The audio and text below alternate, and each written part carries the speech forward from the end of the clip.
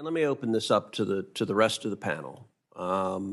What steps do you think are most important to reinvigorate the commercial shipbuilding industry here in the United States? Mr. Paxton, we'll start with you. I'll give everyone a chance to answer that. Thank you, Mr. Chairman. I think it comes down to, sir, that sustained long-term demand signal, that we're serious about owning our own global logistics. Being dependent on 3 shipping companies around the world for our trade makes us a client state. That's a vulnerability. We are at a national security, when we saw this during COVID, you guys, this committee had to work on the Ocean Reform Act because China wasn't taking our exports. We should own our global logistics to a certain extent. And I think this concept of a strategic commercial fleet under the SHIPS Act makes sense. I would say, sir, there is a lot of capital that's sitting on the sidelines. If there was a demand signal there, I see private industry coming to the shipbuilding industry. You see it in the autonomous space with Saronic and Blue Autonomy. These things are happening, and they're happening in your state as well, sir. They are indeed. In a world where global trade defines power, America finds itself asking a hard question: who really controls the seas? At a Senate hearing chaired by Senator Ted Cruz, lawmakers and industry experts faced a sobering truth. The U.S., once a shipbuilding powerhouse, now depends on foreign nations, chiefly China, South Korea, and Japan, to carry its commerce across the world. The SHIPS Act aims to change that, but can it? Today, we dive deep into a conversation that's about more than steel, subsidies, or shipyards. It's about sovereignty. It's about whether the United States can reclaim control of its maritime destiny, or whether the tides of global dependency have already swept too far out to sea. Welcome to Behind the Podium, where we look beyond the politics and listen to the power beneath the words. Some questions. It's great to have the chairman of the committee, Senator Cruz, here. Mr. Chairman. The floor is yours. Thank you, Mr. Chairman. Appreciate it. Welcome to each of the witnesses. Appreciate this hearing on this very important topic. Dr. Mercogliano, let me start with you. The SHIPS Act aims to guarantee annual commercial ship production of 15 to 25 ships per year through subsidies dispersed by a Maritime Security Trust Fund, which would in turn be capitalized by various revenue streams, including new tonnage taxes on international shippers bringing goods into the United States, and fines on importers for failing to meet certain ship preferencing requirements. China, South Korea, Japan, meanwhile, each annually deliver hundreds of ships per year. In the face of the advantage of economies of scale that they have and the resulting lower costs they produce, prospects for U.S. shipyards, which face a strained labor pool, high input costs, and serious technological challenges compared to East Asian competitors, the possibility of becoming internationally competitive is at a minimum challenging. Should we assume that large and recurring subsidies, and by extension annually increasing tonnage taxes and fines on importers to fund them, will need to be an enduring feature of U.S. policy to produce the kind of ship production envisioned by the SHIPS Act? Historically, that's the way it has been done. If you look at the shipbuilding process in World War I and World War II, it was done either through a large appropriation that was put into a corpus, a body of money to draw from, or it was through a subsidy process. I will note that the U.S. is the 4th largest investor in commercial shipping worldwide, even though we have the 23rd largest merchant marine in the world. The question is, how do we get U.S. money to invest in American shipping vice investing in foreign shipping? And I think if we can tackle that hurdle, then we will not be as dependent on government funding for shipbuilding, because we can get that investment into U.S. ships. So how would you answer the question you just posed? How do we get U.S. money to invest in shipbuilding here at home? I think we need to change and look at how Korea, Japan, and many other countries give either tax deferments or opportunities for long-term leases or loans, so that you can invest. You know, investing in a ship, you're not going to see a ship for 4 to 5 years. What can we do to offset that, and especially for a shipping company, to minimize their downside, their loss capability should cargo not appear? I mean, we could do processes whereby ships could be turned back into the government if there's no business for them, put into the reserve fleet, basically provide them a minimal loss coverage so that there is more willingness to invest in that. Key thing is getting incentives from Wall Street and venture capitalists to get into this so that we're not relying wholly on the U.S. government for funding. So why did we lose shipbuilding to begin with? What are the challenges? What are the impediments that we face to domestic shipbuilding? Well, I think we didn't lose shipbuilding, we shifted our shipbuilding. We decided to focus on naval and military and allow the commercial to go overseas because we viewed that naval capability was a much more larger capability to have, and we assumed that there was going to be a residual left over from that. However, what we saw happen, especially in the 80s into the 90s, with the end of the Cold War, it went from a 600-ship Navy to a 300-ship Navy. All of a sudden, our capacity decreased. And we really did not foresee a really coordinated effort by the Chinese to take over and continue in a way that we really have never seen before. Some people make the comparison to the British, but China has done a pure vertical integration of all aspects of shipping in a way unlike any other country has done. And let me open this up to the rest of the panel. What steps do you think are most important to reinvigorate the commercial shipbuilding industry here in the United States? Mr. Paxton, we'll start with you. I'll give everyone a chance to answer that. Thank you, Mr. Chairman. I think it comes down to, sir, that sustained long-term demand signal, that we're serious about owning our own global logistics. Being dependent on 3 shipping companies around the world for our trade makes us a client state. That's a vulnerability. We are at a national security, when we saw this during COVID, you guys, this committee had to work on the Ocean Reform Act because China wasn't taking our exports.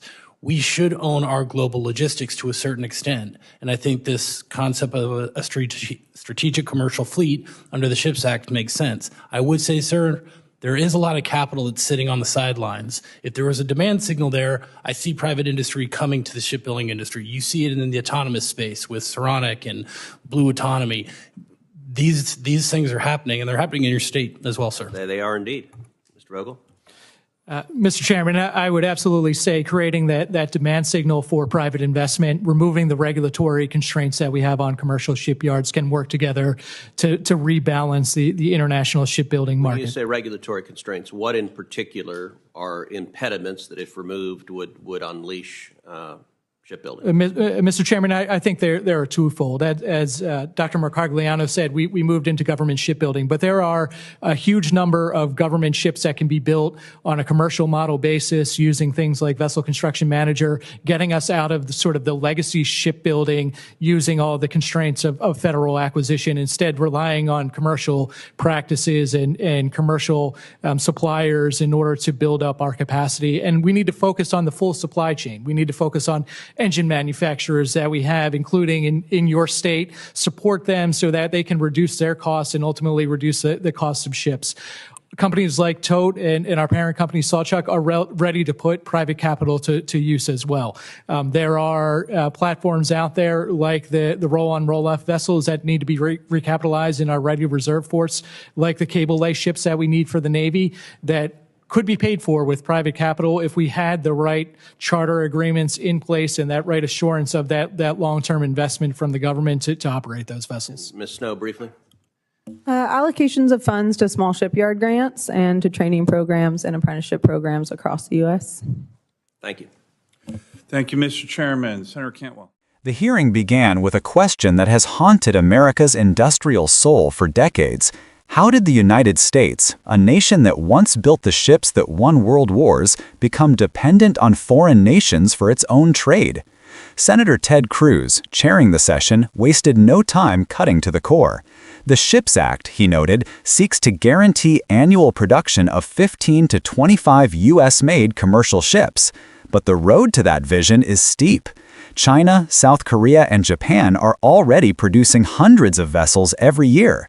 Their advantage isn't just in numbers, it's in cost, scale, and efficiency. And so, Cruz asked a hard, almost uncomfortable question. Should we assume that permanent subsidies and taxes will always be part of American shipbuilding? Dr. Mercogliano, one of the witnesses, offered a measured answer rooted in history. He reminded the committee that U.S. shipbuilding once thrived under heavy government investment, from the Liberty ships of World War II to the Cold War's naval expansion. But after the fall of the Soviet Union, priorities shifted. America focused on military vessels and left commercial shipbuilding to fade. The assumption was that naval superiority alone would guarantee maritime strength. Yet that assumption proved dangerously wrong. When China entered the picture, they didn't just build ships, they built an empire of shipyards, steel mills, engine factories, and logistics hubs, all vertically integrated under one strategy. Their shipbuilding wasn't just about commerce, it was about control. They understood that whoever builds the ships controls the trade, and whoever controls the trade controls the future. Dr. Macaganiano proposed something simple yet profound. The problem isn't just building ships, it's attracting American money to build American ships. While the U.S. remains one of the top investors in global shipping, that capital often flows abroad, financing fleets built in Chinese, Korean, or Japanese yards.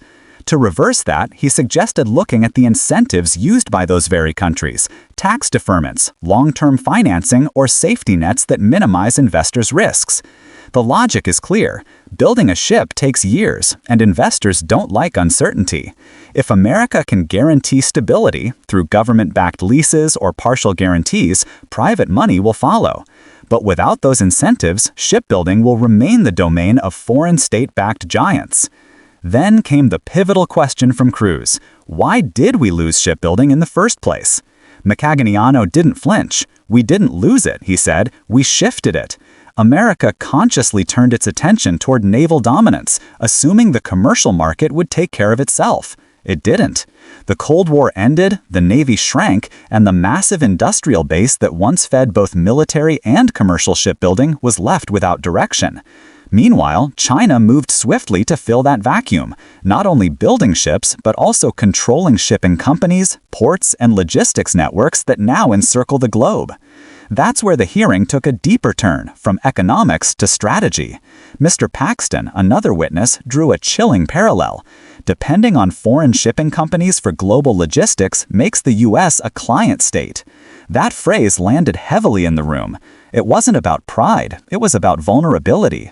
When global crises hit, like during COVID, America discovered what dependency really meant. Ships weren't arriving, exports were stalled, and foreign carriers dictated the flow of goods.